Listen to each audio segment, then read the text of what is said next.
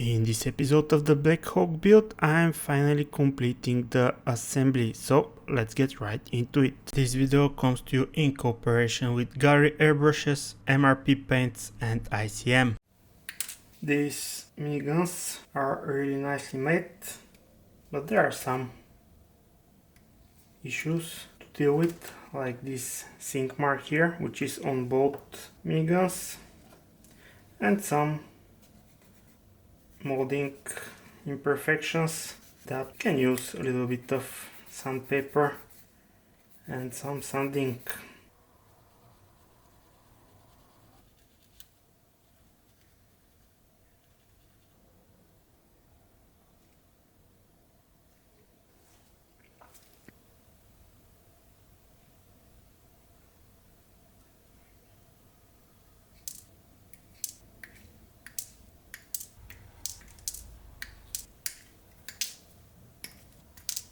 The minigun contains quite a lot of parts, but there are some additional things to do here.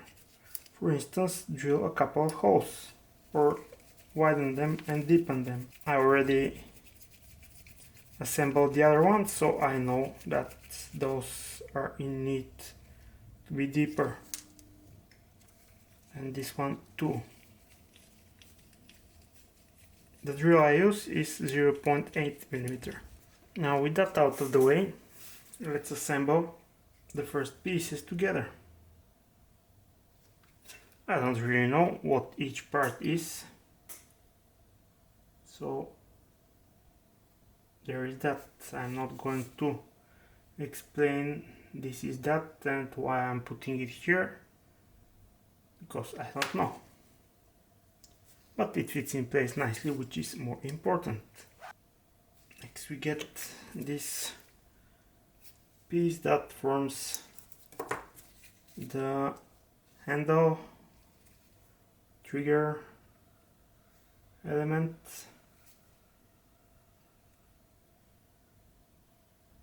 I would say cleverly done. I would like to thank all the amazing people who support me on Patreon. You guys are awesome. This goes at the front, and before you say anything, I will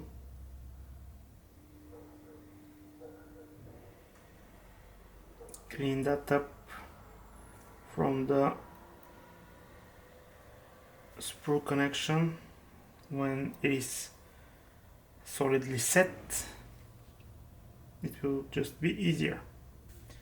Now, something that is important is right here, this bracket or pivot or whatever it is that connects the minigun to the tripod that sits on the window. In the instructions, the minigun is set horizontal, but on many of the pictures that I have seen, it sits at an angle. So to make things more interesting, I decided to put it at this slight angle. Now that this pivot thing is somewhat solidly glued, I will attach it to the tripod, and I'll have to hold it until the glue sets because there is no authority in the joint. I'm going to keep assembling those small items. Some of them will end up on the fuselage, some I will leave outside for easier painting. The refueling boom extension, I would not say fits perfectly. There is only one position in the 360. I found only one position rotating this extension inside the boom that will accept the extension properly. and it is important to find a way to keep it not sagging. In my case, this indentation should be about on top, not exactly, just a little bit on one side, but this is the indication that I have good joint with the rest of the boom. Now let's add some tiny little bits. Here the indentations that receive those tiny little bits are deep enough, and the resulting joint is good and easy to achieve. Now here we have a rod, but since I don't want to deal with the offset of the two mold halves, I will use what any sane person would use, a piece of sprue. No cleanup, no nothing. In this step I'll have to install the window wipers, but I'm not going to do this at this stage, so let's move forward with the winch. The two pieces of the winch housing fit together very nicely, but there is some flush that will need to be cleaned up.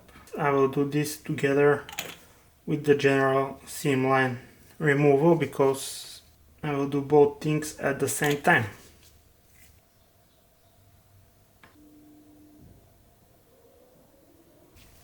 After some seam line sanding, it is time to reinstate the lost panel lines.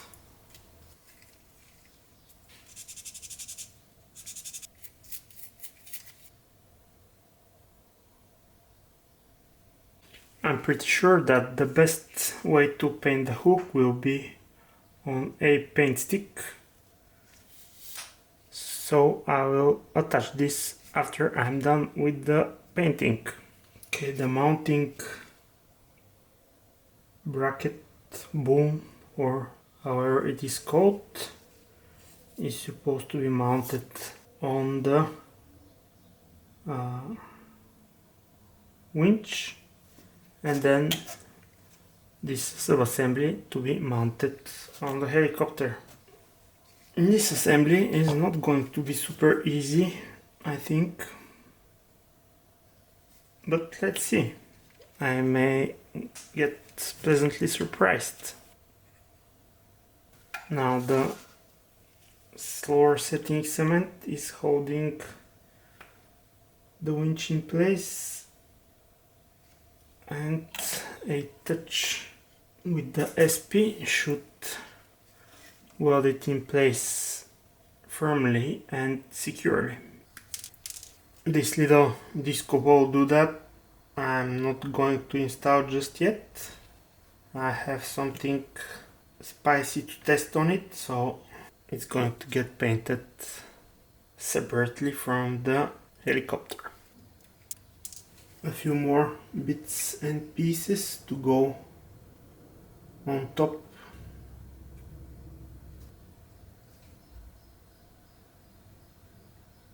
Nice and busy.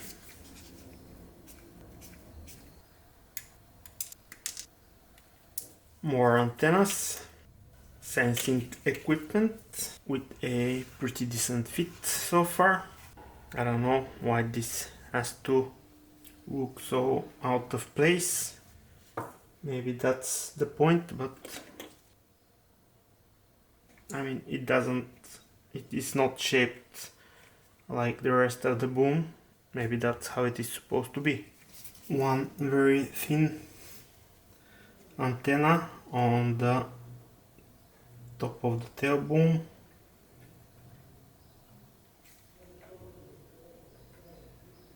The survivability is not guaranteed here, but let's see what will happen. This thing here is also going to be painted separately from the main body. Next up, I'm going to assemble the main rotor.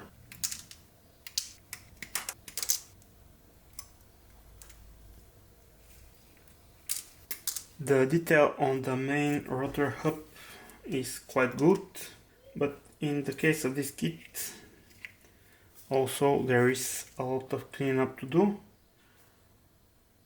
which is not that bad. I mean, it's something which is part of the game.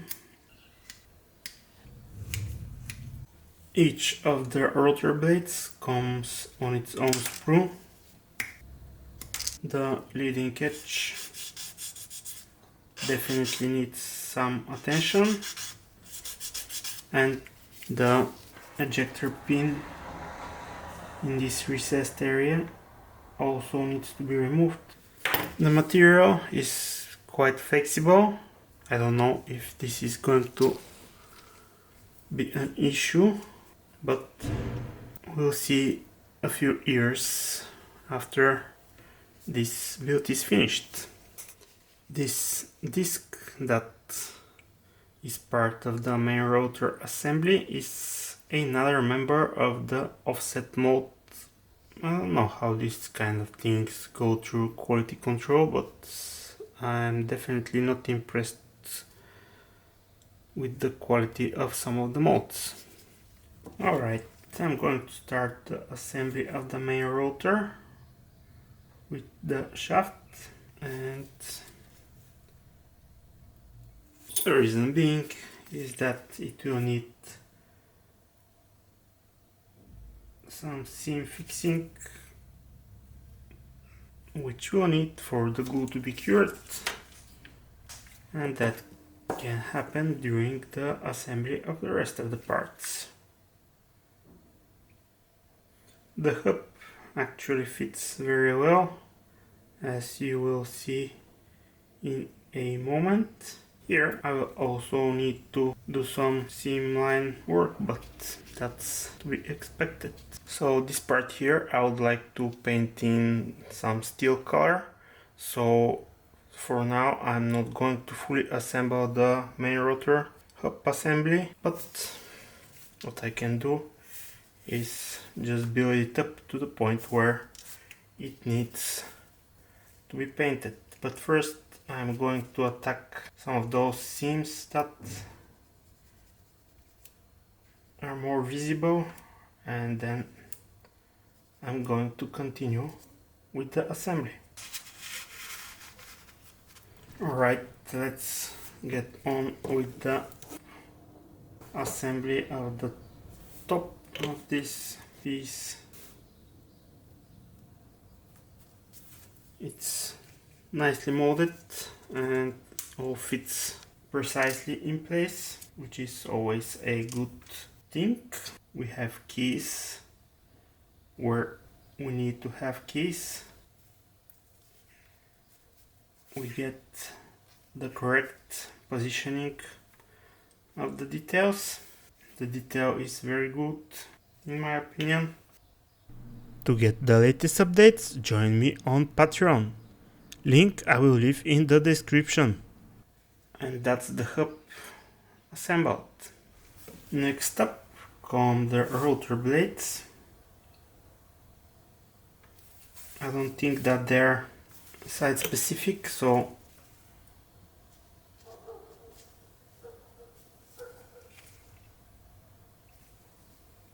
it would not matter which one will go where. There is a slight gap here. I don't know if that should be existent, but it is there. Otherwise the fit is good, secure, and I really have no issues with it. One down, 3 more to go. And with that out of the way, I'm going to sign off for today. In the next episode I'm going to be painting, so until then, thank you very much for watching and happy modeling, fellas!